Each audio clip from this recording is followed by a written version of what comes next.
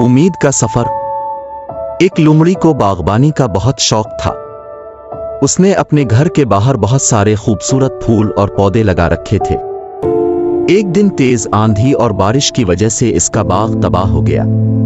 ہر پودا ٹوٹا ہوا اور پھول سب بکھر گئے۔ لومڑی کو بہت افسوس ہوا، لیکن اس نے امید کا دامن نہیں چھوڑا اور ایک نئے جذبے کے ساتھ اپنے باغ کی مرمت کرنے لگی۔ اس کی ہمت اور کوشش دیکھ کر باغ کے سب زخمی پودے بھی پرعزم ہو گئے اور تھوڑے دن کی ہی توجہ اور دیکھ بھال سے باغ ایک بار پھر سے لہلہانے لگا۔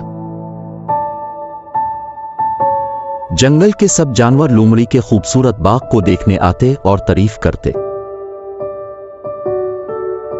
بہادر لومڑی نے یہ جان لیا تھا کہ امید کے سفر پر چلنے والے کو کامیابی ضرور ملتی ہے۔